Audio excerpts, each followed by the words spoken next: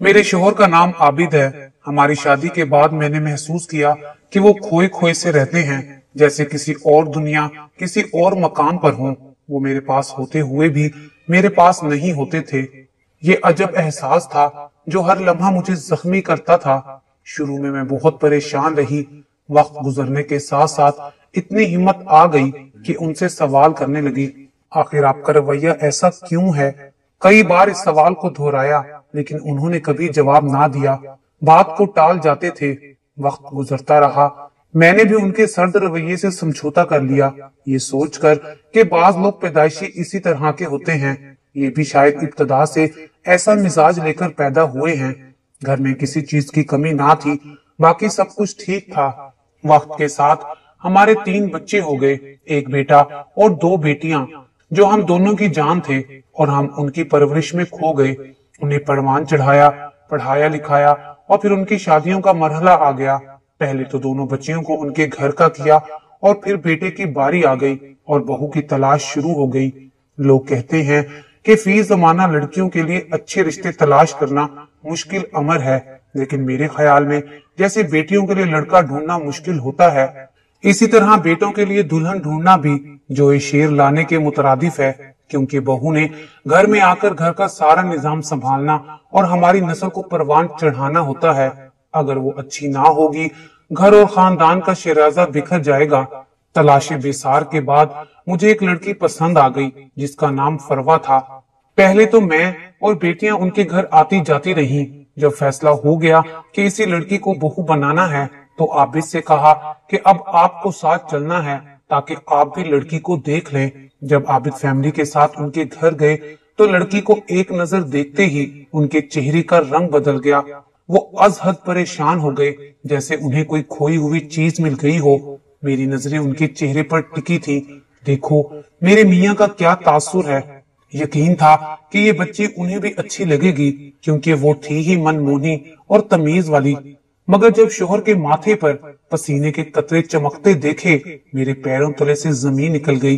दिसंबर का महीना और सख्त सर्दी थी। भला ऐसे मौसम में उनके माथे पर पसीना कैसा। हम वहां ज्यादा देर ना बैठे। मुझे ये फिक्र लाहक हो गई कि शायद आबिद को ये बच्ची पसंद नहीं आई है, या हो सकता है वो इस लड़की के बारे में कुछ जानते हों और उसे बहू ना बनाना चाहते हों।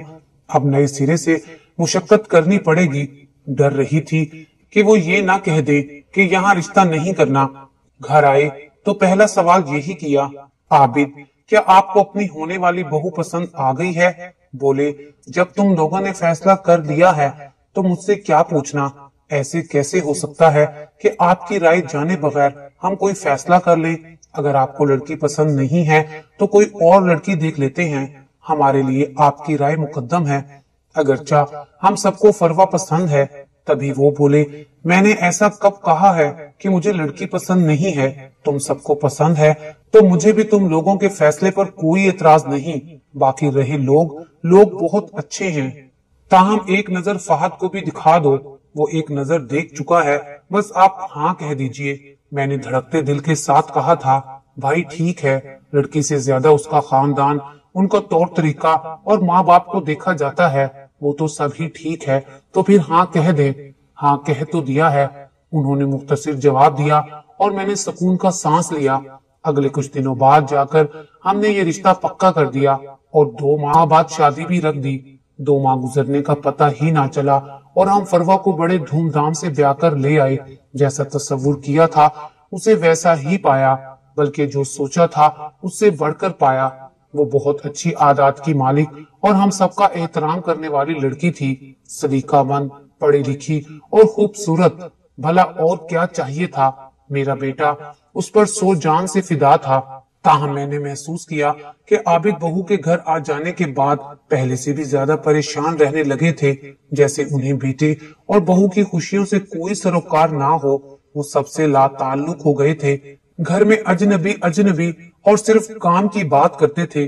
बहू से कम बात करते, लेकिन जब वो सामने आती तो उनकी नजरें हसरत भरे अंदाज से उठती थी। मुझे बड़ा गुस्सा आता था कि बहू तो बेटी जैसी होती है, पता नहीं इनके दिल में क्या चल रहा है। कई बार ये भी नोट किया कि वो बहू को देखकर कमरे में चले जाते और जब मैं अचानक कमरे में जाती तो ये देखकर हैरान रह जाती कि उनकी आंखों में आंसू होते। पूछती तो कहते बस वैसे ही आंखों में पानी आ गया था। वो पहले से भी ज्यादा चुप चुप रहते और बहाने बहाने से बहू को भी देखते रहते। मुझे उनकी इन अजीब हरकतों पर बहुत गुस्सा आता। आखिर ये सब क्या चल रहा था जो वो मुझे बताने को तैयार ही नहीं थे। एक दिन इरादा कर लिया कि आज खूब हंगामा करूंगी और सच्चाई जानकर ही दम लूंगी।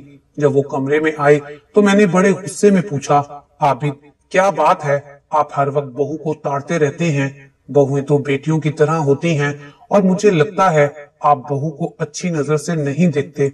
मेरा इतना कहना था कि उन्हें भी गुस्सा आ गया। मुझे खूब सुनाई और कहा कि तुम्हें शर्म आनी चाहिए इस तरह की बातें करते हुए। बहू बेटी होती है और फरवा मेरी बेटी ही है। कुछ देर चुप रहने के बाद अब मैंने फिर पूछा, आखिर क्या बात है, मुझे भी तो कुछ बताएं। आप जब भी फरवा को देखते हैं कहीं खो जाते हैं। फरवा आपके किसी खोए हुए रिश्तेदार की हम शक्ल तो नहीं है क्या, जिसे देखते ही आप जैसे माजी की दुनिया में खो जाते हैं। अब सच बताने के अलावा उनके पास कोई चारा ना था। बोले हाँ ऐसा ही है। किसकी हम शक्ल है हमारी बहू, मैंने पूछा तो उन्होंने सच बोल ही दिया। कहने लगे जिन दिनों में कॉलेज में पढ़ता था मेरे साथ एक लड़की पढ़ा करती थी, उसका नाम शाहबानो था। फरवा हूँ बहू उसकी शक्ल है। जब मैंने पहली बार उसे उसके वालिदैन के घर देखा तो हैरत के समंदर में डूब गया। मुझे लगा कि शायद शाहबानो जिंदा होकर आ गई है। शाहबानो जिंदा होकर आ गई है क्या मतलब? हाँ वो मर चुकी है और इस वाक्य को हुए 40 साल से ऊपर हो गए हैं। इंसानों की सूरतें एक दूसरे से मिलती जुलती होती हैं।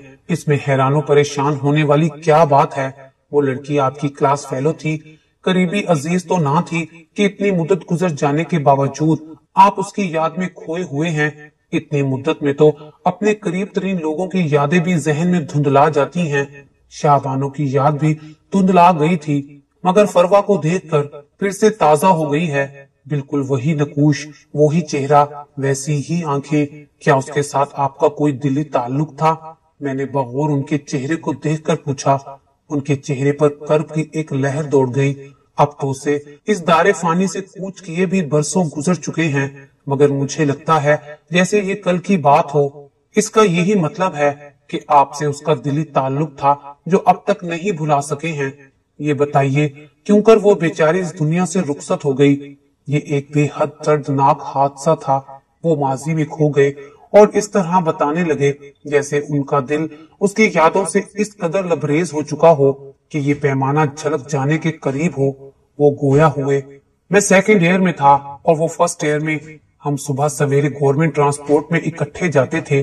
शुरू में एक दूसरे को खामोश निगाहों से देखते रहे। आहिस्ता आहिस्ता अल्फाज लबों पर आने लगे और हम एक दूसरे के करीब हो गए।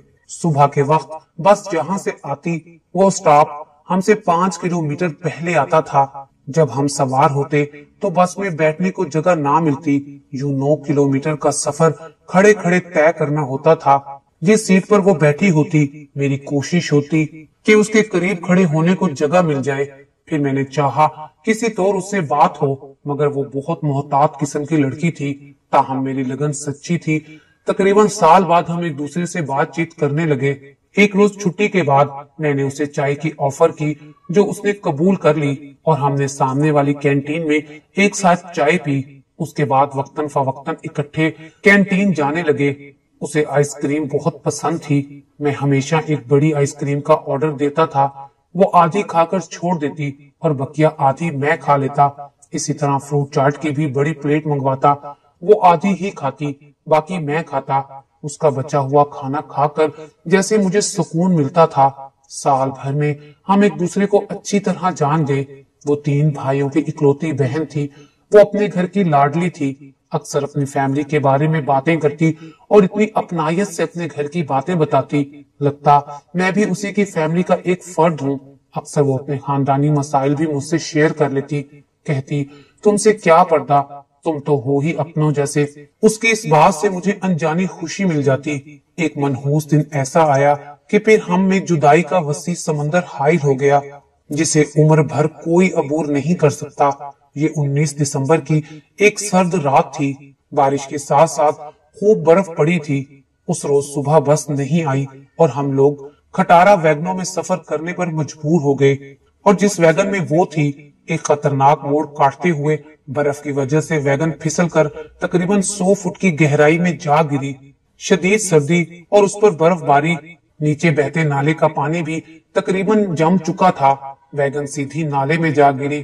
ہم تقریباً 15-20 منٹ بعد وہاں پہنچے کیونکہ ہماری ویگن پیچھے چل رہی تھی۔ لوگوں کا ہجوم دیکھ کر ڈرائیور نے ویگن کو روک دیا۔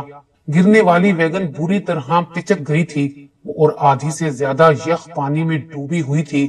ایک فوجی دستہ بھی ان کی مدد کے لیے پہنچ چکا تھا۔ فوجی نوجوان اور ہم لوگ سبھی زخمیوں کو شیشے وغیرہ توڑ کر نکالنے میں مصروف تھے۔ غضب کی سردی اور برف کی وجہ سے ہاتھ پاؤں شل ہو رہے تھے اور مدد کو آنے والے ڈاکٹر اپنے نوجوانوں کی معاونت سے زخمیوں کی مرہم پٹی میں مصروف تھے۔ اتنے میں 2 لڑکیوں کو ویگن سے نکالا گیا۔ میرے وہم و گمان میں بھی نہ تھا کہ ان میں سے ایک شاہ بانو ہوگی اور وہ بری طرح زخمی تھی۔ ڈاکٹر نے نبض دیکھی، پھر اس کی آنکھیں کھول کر دیکھنے لگا۔ ڈاکٹر کے چہرے کے تاثرات سے ظاہر ہو گیا کہ وہ ختم ہو چکی ہے، اور دوسری لڑکی جو اس کی سہیلی اور ہم جماعت تھی وہ بھی ختم ہو گئی تھی، کیونکہ اس کی گردن اور سر پر بہت گہرا زخم تھا۔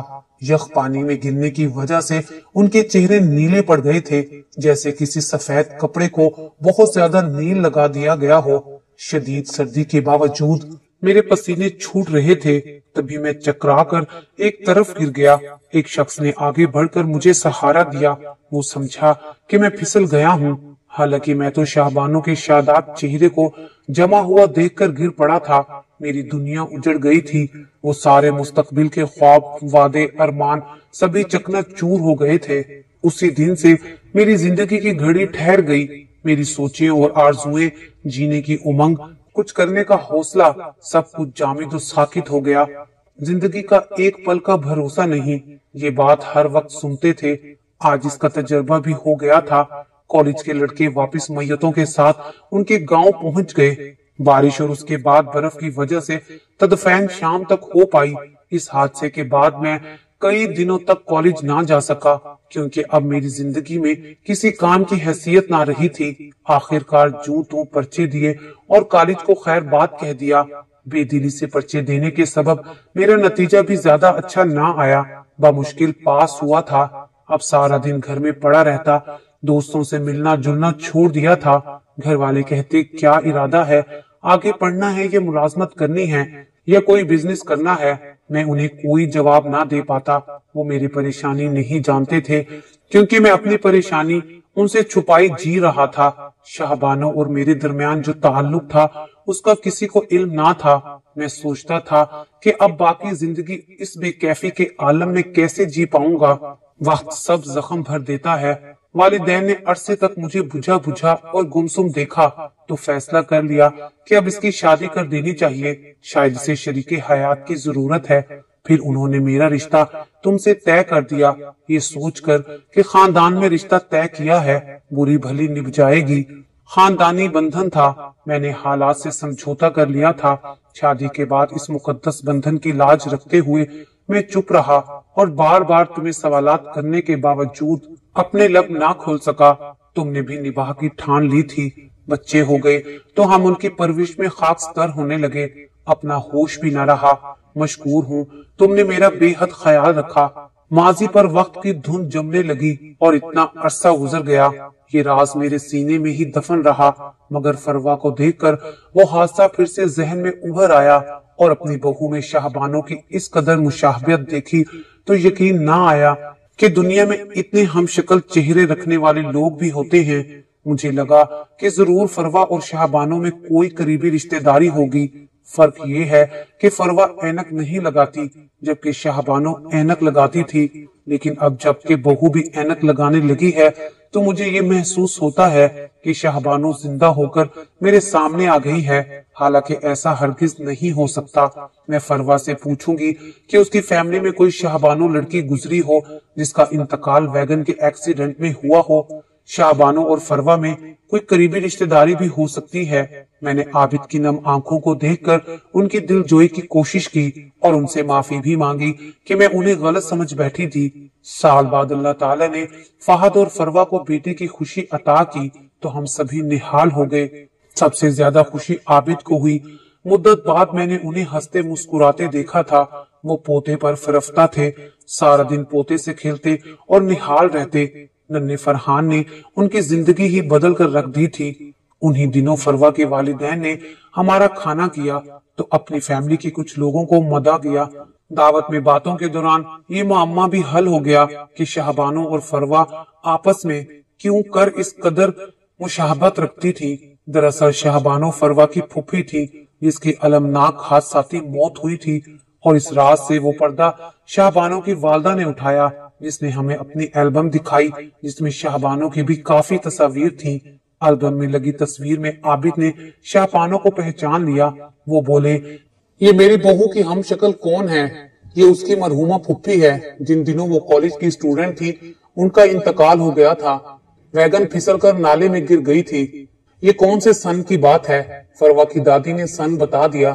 کیا شاہبانو فلاں کالج میں پڑھتی تھی؟ دوسرا سوال عابد نے کیا۔ ہاں بیٹے، تم نے صحیح پہچانا ہے، لیکن تم نے کیسے پہچانا؟ آنٹی، شاہبانو میری کالج فیلو تھی، وہ میرے ساتھ پڑھتی تھی۔ یہ کہتے ہوئے عابد کی آنکھیں پرنم ہو گئیں۔ ہم سب پر بھی چند لمحات کو سوگواری چھا گئی۔ اس دن کے بعد عابد اپنی بہو کا بہت خیال رکھنے لگے، اس کی ہر فرمائش پوری کرتے اور بہت پیار سے بات کرتے۔ صحیح معنوں میں ایسا پیار اور خیال جیسا اپنی سکی بیٹیوں کا کیا جاتا ہے۔ میں بہو کو کچھ کہہ دیتی تو ناراض ہوتے کہ اسے کچھ مت کہا کرو، اتنی اچھی بہو تو قسمت والوں کو ملتی ہے۔ میں ان کی ہدایات کو سن کر خاموش ہو جاتی۔ مجھے لگتا کہ شاہبانو کی بھتیجی کو اپنی بہو دیکھ کر انہیں بے حد سکون ملا ہے۔ شاہبانو کے کھو جانے کی پریشانی اور اس کی ناگہانی موت کے دکھ نے بڑے عرصے تک عابد کو گیلی لکڑی کی طرح سلگھائے رکھا تھا، لیکن اب بہو کو سکھ پہنچا کر انہیں قرار آنے لگا تھا، جیسے فروا کو سکھ پہنچا کر وہ شاہبانو کی روح کو سکھ دے رہے ہوں۔ ہر انسان کی کچھ نہ کچھ کمزوریاں ہوتی ہیں۔ میں نے بھی شاہبانو کی یاد کو عابد کی کمزوری جان کر انہیں معاف کر دیا۔ وہ بہو کو دیکھ دیکھ کر جیتے تھے۔ وہ جو حکم کرتی وہ فوراً بجا لاتے، اس کی کسی بات کو رد نہ کرتے، گویا ان میں اس کے سامنے انکار کی ہمت نہ تھی۔ وہ اگر تارے توڑ کر لانے کا کہتی تو شاید وہ صحیح کرتے، اگرچہ یہ ناممکن بات ہے۔ اچانک ان کی زندگی میں نیا موڑ آ گیا۔ وہ اب شاہبانو کو خواب میں دیکھنے لگے۔ جس روز دیکھتے صبح مجھے خواب سناتے، اور خواب سناتے ہوئے وہ کسی اور دنیا میں ہوتے۔ یہ بھول جاتے کہ میں ان کی بیوی، ان کی شریک حیات ہوں۔ اس طرز عمل کی وجہ سے برا بھی مان سکتی ہوں، مگر میں برا نہیں مانتی تھی کہ میرے شوہر کو جس بات سے قرار ملے وہ اہم تھی میرے لیے۔ جانتی تھی کچھ جذبوں پر انسان کا بس نہیں ہوتا۔ عابد پر ہم اعتراض کریں گے تو وہ خود کو ہم سے چھپانے لگیں گے، اور میں نہیں چاہتی تھی کہ عابد مجھ سے اپنے آپ کو مخفی رکھنے کی کوشش کرے۔ یہ نقطہ سمجھ چکی تھی کہ اگر بیوی اچھی دوست بن جائے تو شوہر کے دل کے قریب ہو جاتی ہے۔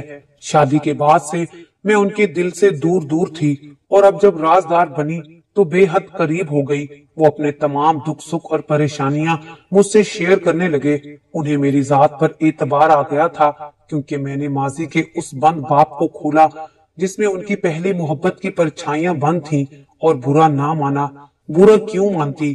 ایک ایسی عورت جو ان کی زندگی میں نہیں تھی، جو مر چکی تھی، وہ میری مد مقابل کیوں کر ہو سکتی تھی؟ میں اپنے رب سے دعا کرتی تھی کہ وہ مجھے صبر اور میرے شوہر کو سکون عطا کرے۔ جب میں عابد کی غمگسار بن گئی، ان کے دل میں چھپے دکھ کو توجہ سے سننے لگی، تو وہ مجھ سے ہر وقت ہم کلام رہنے لگے، دور ہو کر بھی نزدیک محسوس ہوتے تھے۔ رفتہ رفتہ یہ عالم ہوا کہ ایک منٹ بھی میرے بغیر رہنا ان کے لیے دو بھر ہو گیا۔ جس شخص کے ساتھ میں بات کرنے کو ترستی تھی وہ اب ہما وقت میرے ساتھ ہم کلام رہنے لگا تھا، یہاں تک کہ ایک دن ایسا آیا کہ وہ اپنی مرحومہ محبوبہ کو بھلا کر پوری طرح میرا ہو گیا۔ عابد نے شاہبانو کے بارے میں باتیں کرنا بند کر دی۔ اب وہ صرف میرے بارے میں باتیں کرتے، میرا خیال رکھتے اور میرے بغیر خود کو تنہا محسوس کرتے۔ میں ان کے لیے ایک اہم ہستی ہو گئی تھی۔ घर में इधर उधर होती, दरवाजे से अंदर आते ही आवाज लगाते, कहाँ हो बेगम, नजर नहीं आ रही। बच्चों से पूछते, अरे भाई कहाँ है तुम्हारी दादी। मैं किचन में होती तो वहां आ जाते, कहते, अरे बेगम क्या हो गया है मुझे, घर में एक पल को तुम्हें ना देखूं तो जी घबराने लगता है। तब मैं जवाब देती कि फरवा का एहसान है तो इस घर की बहू बनकर आई तो बरसों से आपके दिल में छुपा हुआ राज हम पर खुला और शाहबानों की परछाइयों को हमने आपके दिल से बिल आखिर बाहर निकाल कर ही दम लिया। आज हम सब एक हंसी खुशी जिंदगी गुजार रहे हैं।